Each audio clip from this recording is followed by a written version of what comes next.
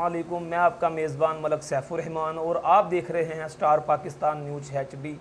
तो आज हम इस प्रोग्राम में जो गुफ्तगू करने वाले हैं वो है हुकूमत की 3 साला कारकर्दगी। हुकूमत की 3 साला कारकर्दगी से आज वज़ीर, मशीर और कुछ PTI के लोग बहुत ज़्यादा मुतमिन हैं। तो इसी सिलसिले में आज हम बात करेंगे। बहुत ज़्यादा वादे किए थे कप्तान साहब ने हमारे पाकिस्तान के अवाम से, जैसे कि हम आपको घर बना कर देंगे, हम आपको आसान शराइत पर कर्ज़ा देंगे। तो आज तक किसी को ना कर्ज़ा मिला है, ना ही किसी को घर मिला है। तो कुछ हमारे दोस्त आज हमारे साथ मौजूद हैं जो इस हुकूमत की 3 साला कारकर्दगी पर अपना मौक़िफ़ पेश करेंगे। तो आइए बात करते हैं अपने मेहमानों से। आज हमारे साथ मेहमान है जनाब रियाज़ अंजम साहिब और जनाब रज़वान मलक साहिब। तो जी नाज़रीन, हम अपने मेहमानों से इसी सिलसिले में गुफ्तगू करते हैं। तो गुफ्तगू का आगाज़ हम करते हैं जनाब रियाज़ साहब से। जी रियाज़ साहब, आप माशाल्लाह फैसलाबाद के स्टेज के बहुत अच्छे डायरेक्टरों में भी आपका नाम आता है। तो आप हमें ये बताएं, इस महंगाई की सूरत हाल में जो हुकूमत की 3 साला कारकर्दगी है, इसमें फ़नकार की सूरत हाल कैसी है? जी अस्सलाम वालेकुम। जी सैफ साहब कैसे हैं? ठीक जी है अल्हम्दुलिल्लाह। जी बहुत शुक्रिया जी, आपने मौका दिया। बाकी रही फ़नकारों की सूरत हाल का, ये इन 3 सालों में मेरा ख़्याल है कि जितना जलील हो चुका है फ़नकार पूरी लाइफ में कभी नहीं हुआ। क्योंकि ये काफ़ी सारे दोस्त अहबाब जो फ़नकार हैं, मेल ख़ुसूसन, उनकी ये सूरत हाल बन चुकी है कि वो रेडी लगाने के लिए तैयार हैं। कोई मज़दूरी कर रहा है, कोई कुछ कर रहा है। इतना बुरा वक़्त फ़नकारों पे कभी नहीं आया जो इन 3 सालों में आया। जो हुकूमत की 3 साला कारकर्दगी है, जैसे आज से हम 3 साल पीछे जाएं तो घी था 140 रुपये 50 रुपये किलो। आज घी हो चुका है 320 से 330 तक। जो इस साल इस सिलसिले में जैसे आटा महंगा हो चुका है, जैसे चाय की पत्ती महंगी हो चुकी है, जैसे यानी कि आई मीन के जो भी एशिया, ज़रूरियाती एशिया, वो सब महंगी हो चुकी हैं। तो इस वक्त फ़नकार अपना गुज़र बसर कैसे कर रहा है? जैसा कि साहब भाई मैंने आपको पहले बताया कि काफ़ी सारे मज़दूरियाँ कर रहे हैं, यहाँ तक कि भीख मांगने तक भी कुछ आ चुके हैं कि जो उनके जो परस्तार हैं या जो भी हैं, वो पहले उनको इनाम दिया करते थे, अब उन्होंने उसका नाम भीख की शक्ल में दे दिया है। लेकिन इस हुकूमत ने फ़नकारों को बिल्कुल तबाह बर्बाद कर दिया है। तो क्या इस सिलसिले में जो पाकिस्तान फैसलाबाद की आर्ट कौंसल है, तो क्या फ़नकारों के लिए वो कुछ फलाह बहबूद के लिए काम कर रही है? जी, फैसलाबाद में आर्ट कौंसल फ़नकारों के लिए कोई फलाह का काम नहीं कर रही। वो अरसा दराज से जो उनका एक सिस्टम चल रहा है कि 50 साल से ऊपर जो फ़नकार हैं उनका जो फ़ंड आ रहा है वो चंद एक फ़नकारों को मिल रहा है। उसके अलावा अगर इस आर्ट कौंसल फैसलाबाद के अलावा कोई ऐसा अदारा नहीं है फैसलाबाद में जो फ़नकारों की फलाह बहबूद के लिए काम कर सके। आई मीन कि आप नाजरीन सुन रहे हैं, रियाज साहब की बदौलत जैसा कि महंगाई की सूरत हाल में फ़नकार भी बहुत ज़्यादा मुतासर हैं। तो इसी गुफ्तगू को हम आगे बढ़ाते हैं। जनाब रज़वान साहब, आपको पता है कि हुकूमत की 3 साला कारकर्दगी के ऊपर हम प्रोग्राम कर रहे हैं। तो इसी सिलसिले में आप तो काफ़ी ज़्यादा बाहिर अंदर आते हैं, आपको ज़्यादा पता होगा कि गरीब इस वक्त किस सूरत हाल में है। बिस्मिल्लाहिर्रहमानिर्रहीम। सैफ साहब, सबसे पहले तो आपकी मेहरबानी, शुक्रिया कि आपने हमें इस काबिल समझा और अपने प्रोग्राम में इनवाइट किया। शुक्रिया। बात करने का मकसद ये है कि रियाज भाई ने बहुत अच्छी बात किया कि फनकारों का कोई पुरसाने हाल नहीं है। जहाँ भी देखो फनकार पिस रहा है, मार्केटें चल रही हैं, अपना बाज़ारों में रश है, टोटल ट्रांसपोर्ट चल रही है और बंद कर देते हैं थिएटर। 3 साल में फनकारों का वाकई ही बहुत बुरा हाल है। मगर हुकूमत के साथ साथ फनकारों का खुद अपना बहुत ज़्यादा कसूर है। फनकार बरादरी वाहद फनकार है जो एक मजदूर से ज़्यादा, बहुत ज़्यादा मजदूर अगर सारा दिन मजदूरी करता है ना तो उसकी सैलरी इनकम है 50,000, 30,000, 40,000। फनकार, अच्छा फनकार ले रहा है 1.5 लाख 2 लाख, वो भी एक हफ्ते का। कुछ तो 5-5, 7-7 लाख रुपया हफ्ता लेते हैं। सबसे कम फनकार ले रहा है 10,000, 15,000 हफ्ता। तो ये करते क्या है कि ये, अगर अल्लाह माफ़ करे मुझे ऐसी बात करने में ऐसी कबाहत नहीं है, मगर मैं एक बात करना चाहता हूँ। अमानुल्लाह साहब हैं हमारे लेजेंड फनकार, अल्लाह बेशक, जन्नत नसीब करे, बब्बू बराल साहब, जितने भी फनकार इस दुनिया फानी से जा चुके जी, हैं, जी। मुझे एक भी फनकार बताएं कि जो हैप्पी दुनिया से गया हो। बात यह है कि जो आपका ये सवाल है ना इमरान खान साहब के बारे जी। में, इमरान खान साहब का एक लफ्ज बहुत अच्छा है, वो कौन सा जी? घबराना नहीं है। हाँ, ये नाजरीन ये तो बड़ा पॉपुलर लफ्ज है क्योंकि कि घबराना नहीं है। अल्लाह की रहमत से इमरान खान साहब खुद घबरा रहे हैं घर बैठे, या अल्लाह मेरी कुर्सी ना चली जाए। इमरान खान साहब, अल्लाह आपको जिंदगी दे, जो आपकी बातें थी ना, मैं भी फैन था, अब मैं टहन हूं। फैन होता है कि जो लाइक करता है, अब मैं बिल्कुल नफरत करता हूं इस हुकूमत से। टोटल इसकी पॉलिसियों से। इमरान खान साहब खुद बताते सीयत अच्छे होंगे, इन्होंने कहा था कि मैं तब्दीली लेके आऊंगा, वेरी गुड तब्दीली। 162 से की 320, आटा 25 रुपए से 75 रुपए, चीनी 56 रुपए से 110 रुपए, डॉलर 68 रुपए से 170 रुपए। ये है तब्दीली मेरे कप्तान की। कप्तान को मैं ये बताना चाहता हूँ, ये मेरे कप्तान, जरा गरीबों की तरफ दे ध्यान। 50 लाख या 50 करोड़ घर किधर लोग बेघर कर दिए, 1 करोड़ से ऊपर नौकरियां किधर लोग बेरोजगार कर दिए। मैं बिजली के बिलों में इतना इजाफा के क्या बात है, 100 यूनिट तक और रेट, 200 तक और ये 300 यूनिट तक और रेट। ये पूरे वर्ल्ड से, ये हम चांद पे हैं। ये पाकिस्तान खलाई मखलूक के हाथ में आ चुकी है। ये टोटल, चाहे वजीर आजम इमरान खान लूटा, नवाज शरीफ लूटा, जद्दारी लूटा, हर बंदे को पता है कि करप्शन कितनी होती है।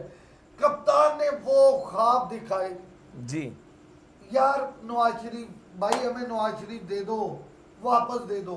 करप्शन करता है, और कर्जा तो नहीं था बढ़ाता, करप्शन करता था, रोड बनते थे, करप्शन करता था, महंगाई कैंडे में थी। 100 रुपए का नवाज शरीफ साहब की हुकूमत में तेल हुआ है। हमने खुद आग लगा के एहतजाज करके कितने पे वापस आए, 68 रुपए पे।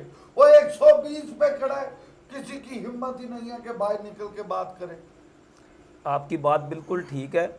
आपको पता होगा कि जैसा कि शहबाज शरीफ भी पंजाब में बहुत अच्छा वर्क करते थे, तो इसी सिलसिले में आपका क्या कहना है कि जो इस वक्त उस्मान बुज़दार साहब है, क्या वो वर्क कर रहे हैं काम पर? हाँ, वर्क कर रहे हैं। उस्मान बुज़दार साहब जैसा पूरी कायनात में वजीर पंजाब नहीं है।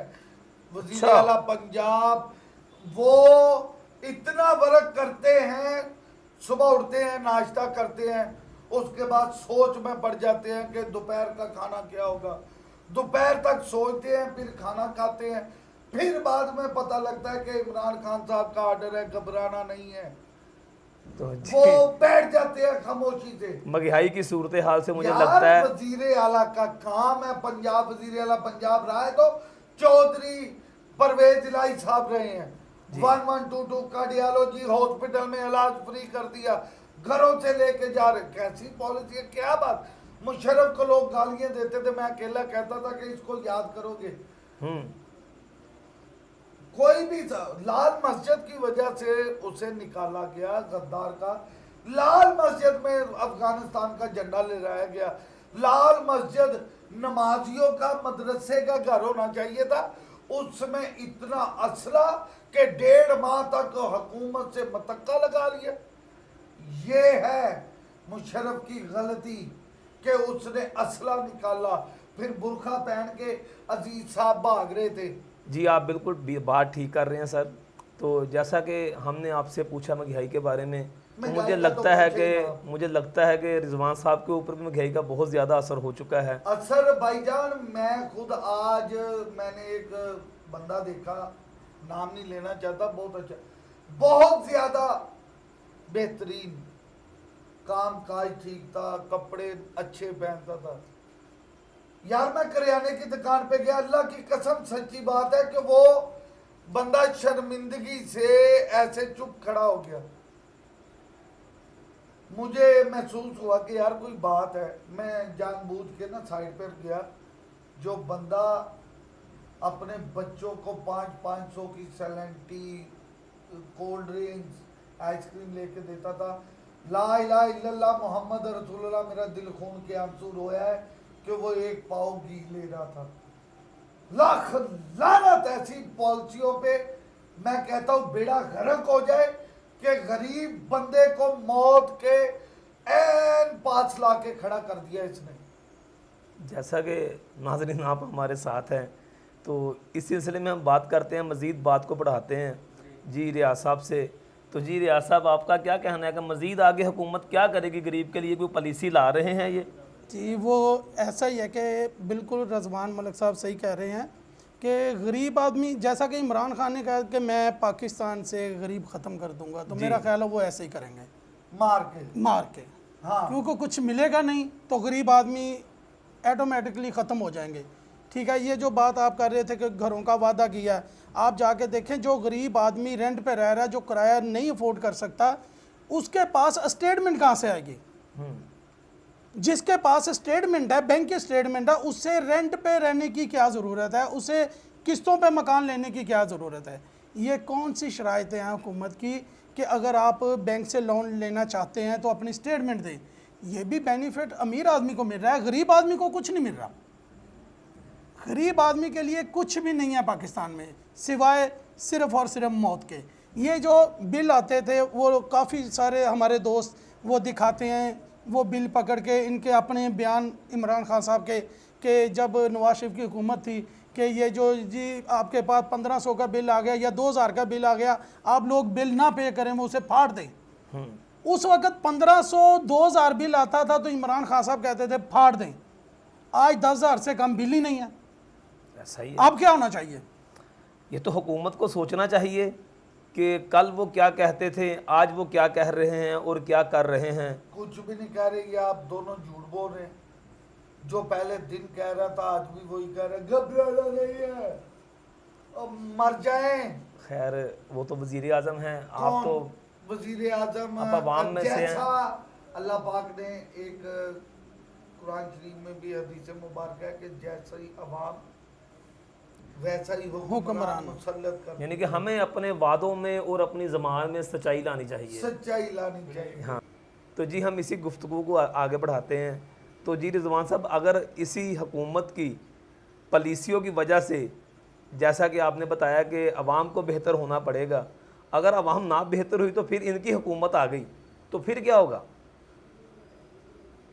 बात ये है कि हुकूमत इमरान खान सारी जिंदगी करे, हम इसे अपना वजीर आजम मानते हैं। जो मर्जी करो इमरान खान, और तुझे उस अल्लाह का वास्ता जिसने तुझे बनाया, हाथ जोड़ के कहता हूं, और तुझे उस नबी का वास्ता जिसकी वजह से कुल कायनात बनी है, कुछ ना कर, आटा सस्ता कर, खाने पीने की अशिया सस्ती कर दे। जा, तुझे मैं 20 साल की कसम से गारंटी देता हूं कि तू वजीर आजम रह, खाने पीने के गरीब बगैर मरेगा ना तो अल्लाह भी तुझे माफ़ नहीं करेगा, तो अब भी माफ़ नहीं, मगर अल्लाह उस वक़्त तक माफ़ नहीं करेगा। गरीब को भूख से बचा ले। खाने खुर्दनोश कहते हैं खाने पीने की, एशिया खुर्दनोश। और तेनू रब दा वास्ता, ओए पंजाबी जी शायद समझ में, ओए तेनू रब दा वास्ता गरीबां दे रोटी पानी दा समान सस्ता कर दे। ओए खाने भी एटम कर दे 50,000 दी 1000, और गड्डी दा पेट्रोल कर दे 22 करोड़ दा लीटर। ओए आटा 15 दा किलो कर दे, चीनी 10 दी किलो कर दे, नहीं ते किते अल्लाह तेनू हदायत दे दे, नहीं ते पर्दा दे दे। रज़वान साहब का मकसद है जी कि बंदा बेशक सफ़र ना कर सके, 24 घंटे घर बैठ के खाना तो खा सके ना। ओ भाईजान, बच्चे भूखे हो अच्छी ना। सोच है रिजवान साहब की। नाजरीन, आपने हमारी हुकूमत के ऊपर आज प्रोग्राम में 3 साल कारकर्दगी पर मेरे मेहमानों की गुफ्तगू सुनी है। तो इसी के साथ अपने मेज़बान सैफुर रहमान को इजाज़त दीजिए। तो देखते रहिए स्टार पाकिस्तान न्यूज़ HD।